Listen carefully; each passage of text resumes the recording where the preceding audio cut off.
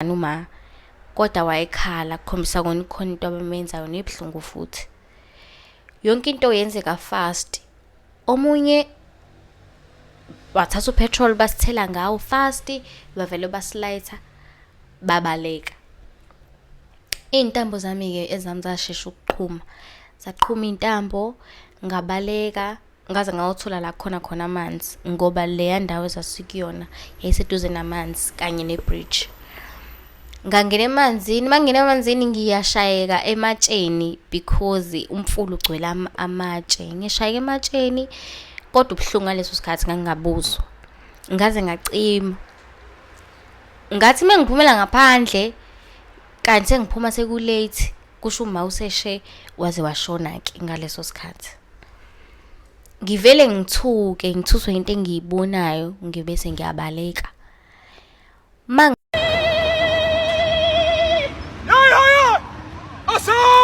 Ashimali!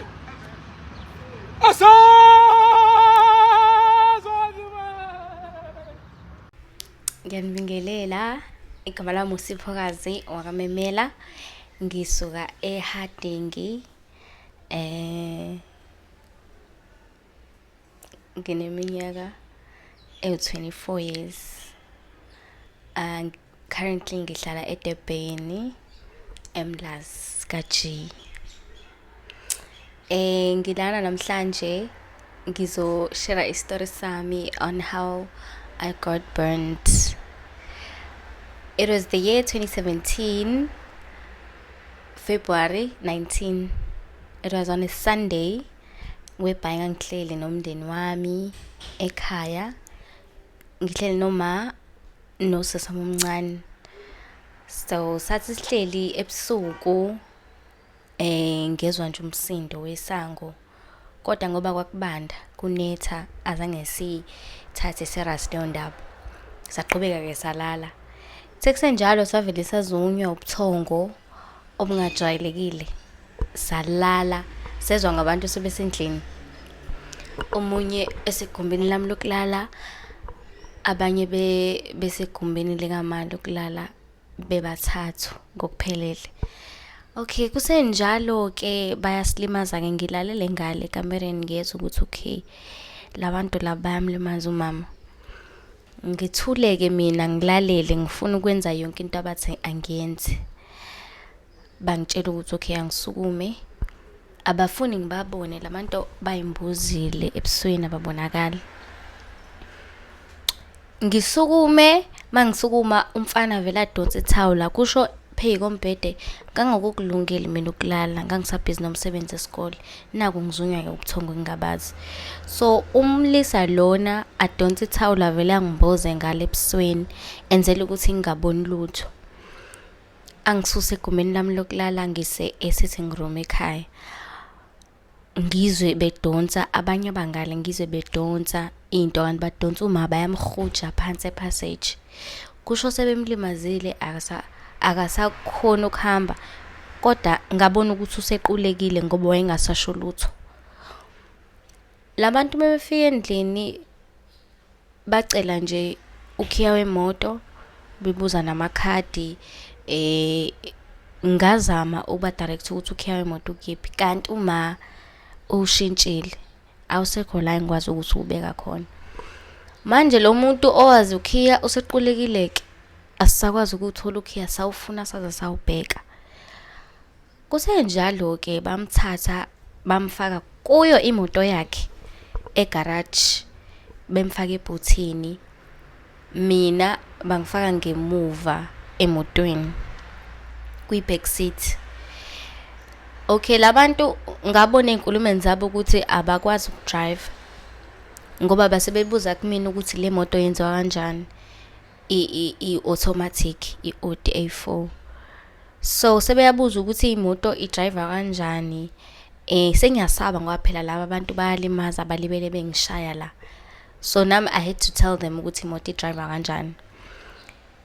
Befuna isikhiya sokuvula igarage, ngase ngibanikeza yonke into abayifunayo ngoba nami sengithukile phela noma wami usethule ebhuthini. Okay, kusenjalo bavule egarage bayizama ukuyikhipha imoto. kodwa babehluleka babese beloku bebizana ngamagama. Ilapho ngabona ukuthi ubani obalaba. Base beyabizana ngamagama bese bekhipha lokho bekufakile ebusweni ama-paragraphs abo. Ngase ngiyabona ukuthi abobani ngenxa yokuthi sebeyaxabana phela abakwazi ukuyisusa imoto. Okay, bashiloko beshintshana ke kwakhona lo okwazi ukuyi-reverse imoto yaphuma. Yastaka ke egateini. Yastaka yabanga umsindo lapho kodwa akekho umuntu owaphuma. Okay. Ngavele ngathula nje ngaqhubeka kwahanjwa ke. Safika edolobheni elaseHarding town. Saya straight kwi-F&B. Yes, ku F&B ATMs. Base befuna kumina ngamakhadi asebenzayo, befuna amaphini nayo yonke into. Mina ngavele ngangabanikeza information abayifunayo, ngabanikeza ikhadi elirongo, ngabanikeza iphini erongo. Uma ayinamakhadi awu2, so kwakunzima ukwazi ukuthi eliphi ke elinemali ngaleso sikhathi. And ngabanikeza ikhadi elirongo, bahamba ke baya ATM, bafika leyo mali bangakhona uku-access ikhadi because lirongo.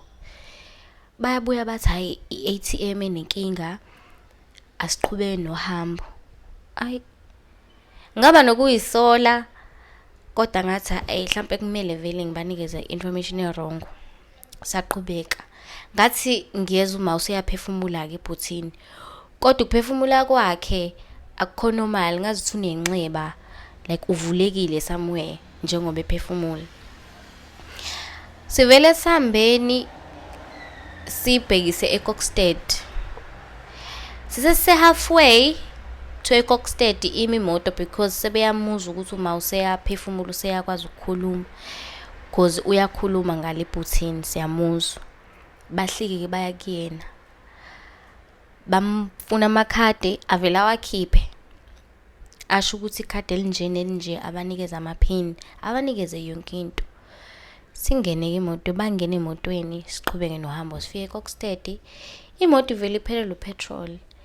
Sisendaweni nje engayazi kodwa le ndawo isebalungwini. Imoto bavele bayiphushe lethu elinye ibridge elinemfula. Iyoma khona. Sihlike emotweni sivele singena ehlathini, le ndawo eseduze kwehlathi, le bridge liseduze kwehlathi. Singena ehlathini basihlalise phansi basibophe bathi bona bayothenga upetrol. Bona bebefuna imali nje. Bengakumele thina siyenze lento ibenzima. Bazosifakela upetrol siqhubeke nendlela. Mabe sihlalisa phansi ke bayasibopha bashiye no gayo yedwa abawu2 bahambe isikhathi babuye ke. Mabe babuya negubhu za petrol. Beloku bezosibheka babe sebahambe bayobamba meeting.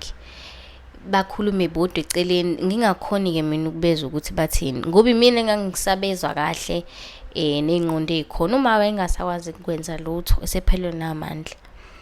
Okay, ngithe ngisezwe lokho ngathi ukulahla amehlo kancane. Mangibuyela kubona omunye useyangishaya ngesando ekhanda. Sengishaya ngesando ekhanda, omunye angiboni abawu2 angiboni ukuthi bamenzani uma kodwa wayekhala ukhombisa kona ikhona into abamenzayo nebhlungu futhi. Yonke into yenzeka fast. Omunye wathatha upetrol basithela ngawo fast, bavele basilayitha babaleka. Intambo zami ke ezami zashesha ukuqhuma. Zaqhuma intambo ngabaleka ngaze ngawuthola la khona amanzi ngoba le ndawo ezasikuyona yayiseduze namanzi kanye nebridge.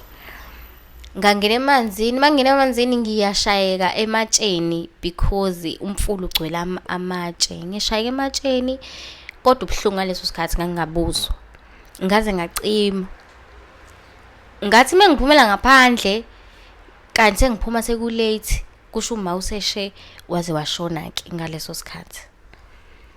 Ngivele ngithuswe into engiyibonayo ngibese ngiyabaleka. Mangibaleka ngiphuma ngalendlela esingene ngayo ngisayibona.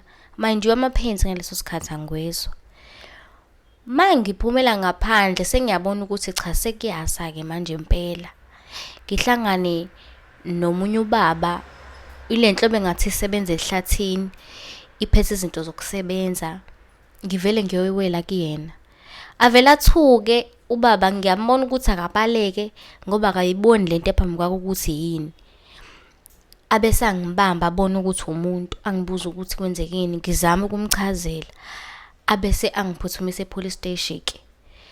Yena wayesefuna ungiphuthumisa esibhedlela but mina ngangifuna ke epolice station ngoba ngangizwe ukuthi ngisenawo amandla okukhuluma. Angiqukule hambe nami kusho police station ayikho kude kakhulu naleya ndawo. Angiqukula ngisekhona. Mangifika epolice station khona umuntu ongaziyo. Kuvele kube lula ngoba khona umuntu ongaziyo. Ngibe sengiyasheshisa ngichaza ukuthi kwenzakaleni. Ngibanike izinamba zasekhaya.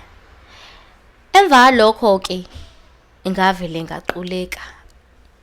Sengiphaphama sengisesibhedlela sekukhona umalume sekugcwele nje esibhedlela. Okay. Kushuthi bona bafonelwa bese baqale endaweni yesigameko before beze kumina. Cause isibhedlela ngikusona ikhona eKokstad. Ngahlala isikhathi esincane khona ngoba bathi angibakwazi ukungisiza ngoba ngizoshona ngicela bangithathe bangidlulisele kwesinye isibhedlela. Kwaba njalo ke ngadlula ngaya esibhedlela saseMaritzburg eDindeli lapho ke ngathola ukusizakala khona. Yebo. Labantu baboshwa baqale kodwa babaleka emva kwesigameko for some time. Babanjwa enyangeni elandelayo. Into eyasiza lapha ukuthi babanjwe bathatha ifoni yami ine-tracker. Amaphoyisa ayengalali ngezikhathi zako-11 babevula ifoni yami. Ifoni yami kwakuthi njalo makuyiphethe yama ingenelwe i-airtime, idatha, yonke leyo nto. Shuthi babesebenzisa i-airtime ukufona. Khona lo muntu ebabemfonela njalo ngezikhathi zabo-11 ebusuku babe onisa ifoni. Kusho iya reporter ngale maphoyiseni. Amaphoyisa akasebenzisa ifoni yami ukuze akwazi ukuba-tracker abathole. Ngoba baze bayotholwa eNorthwest. Bathola eNorthwest nami sengikwazi ukukhuluma ngasayina istatement kwaqala icase isebenza. Yebo labantu ngangibazi. Ababili ngangibazi. Oyi-1 lo ngangamazi. Abangasekhaya. Yebo. Labantu ngoba each person unama case awu5A1. So bathola life whole life nje abawuthola ngoba ama case ababanawo ababaningi. I-break in, i-kidnapping, attempted murder, imurder, ntshontsha imoto. Kuningi nje umuntu anakho esandleni sakhe. Esibhedlela kwakukhona belunga emane befika mhlawumbe ngolezibili beze bezokhuluma nami. Kodwa ingekho nje into eyingisiza mina. Ngoba ngangikhuluma into eyodwa every day. Mebefika kumina bekhuluma into eyodwa. Ngabe uma ngingasizakalanga ngoba awukwazi ukukhohlwa into eyenzeke kuwena. Awukwazi nje ukukhohlwa ukuthi wena wenziweni. Kunzima kakhulu ngoba phela sekukhona ukushintsha kwesimo, isikhumba safana nesaqala. Awukwazi kodwa ukukhohlwa ukuthi kwenzekeni kuwena obuyibona into eyenzeke kuwena. Okay, ingane bekumele ngikusho lo ekuqaleni. Ingane encane bayishiya bazange bayenze lutho endlini. Abazange bayenze lutho endlini ngathi babazi ukuthi iyona leli laphayana. Bayishiya kanjalo ingane ngezwe kuthiwa yavuka yabeka amanzi yageza esikoleni yolinda imoto. Kodwa yonke into eyenzeka yayizwa ebusuku. Kwase kufika umalume wahlangana nayo esangweni ilinde imoto. Waseyibuza ukuthi hayibo ufunani manje wena la? Wayesechaza ukuthi kufikile abantu babalimaza bahamba nabo. Shuthi yona ingane encane yaba brave iyakwazi ukulala kuze kuse. Yep. Well, mina into edala ukuthi ngibe brave, angifuni uqamba amanga nami ngiyazi, ngoba izimo engibhekana nazo akuzona izimo ekumele ngabe ngibhekana nazo at this age. Kodwa kuzona zonke izimo engibhekana nazo ngiyakwazi ukumelana nazo. For example, ngizophuma nje esibhedlela ngangifakela amabhandishi umzimba wonke, kwakungeke uze ungibone ukuthi mina. Kodwa angizange ngibe nandaba ngoba ngalandwa ngaphinda ekhaya, ngase ngijabulela ukubona abantu mina. Ngakhohlwa ukuthi nginamabhandishi ngilimele. Ngasho ukuthi nami angingazi ukuthi kwenzakalani ngami lento ekumina yenzeka kanjani, ngoba sikho isimo engingakwazi ukumelana naso. Njengamanje khona wayengibuza ukuthi ngidila kanjani nayo lento le. I'm burnt, kodwa ngiyazithanda ngalendlela engiyenza ngayo. Impendulo yami nje ukuthi mangabe ubhekane nesimo ukwazi ukuthi isimo sidale ukuthi senzeke kuwena, and futhi uNkulunkulu ngiyazi akunikeza umthwalo ngaphezulu kwamandla akho. Futhi uyafunda kuleso simo leso obhekana naso. Ufunda bukhulu ngoba nami ngangazi ukuthi I'm gonna be this woman that I'm becoming namhlanje because of lezo zimo lezo. Well, ubaba, indaba yababa inzima. Ubaba umuntu okhona ophila emhlabeni, kodwa akekho empilweni zethu. Noma sekwenzeka isigameko azange nje wezwa ngaso, weza nasemncwabeni kamama, kodwa ayikho i-action ayenza ngakho konke kuyimanje. Mina ngeke ngisho ukuthi bathathe advantage, ngoba mangithatha ukubheka yonke into eyenzeka, ukhona omunye onesandla khona yona lento. Ngisho yini leyo nto ukuthi abakwazi abantu befike nge-payday yomuntu, bayazi ukuthi ulele kweliphi igumbi, omuphi ekumele simlimaze, omuphi engamele simlimaze. Ngoba uma kuwukuthi kwakuwabantu ababezothatha i-advantage, babezongena kuwona wonke amagumbi besikhiphe bonke. Kodwa kwabonakala ukuthi babazi ukuthi babhekene nobani. Yep. Well, emntwini obhekene nesimo, ingaba noma isiphi isimo abhekene naso sasemhlabeni, yena akazi into eyodwa ukuthi njengoba ngishilo ekuqaleni ukuthi uNkulunkulu akakunika umthwalo ngaphezu kwamandla akho. Suke kumele ubhekane nalokho. Akusho ukuthi izibulale or impilo iphelile, akuchazi lutho, kodwa akuchaza ukuthi be strong, stand firm, uyimisele, ngoba kuchaza ukuthi kukhulu ongizayo ngawe, ingakho ubhekana nalezo zimo lezo.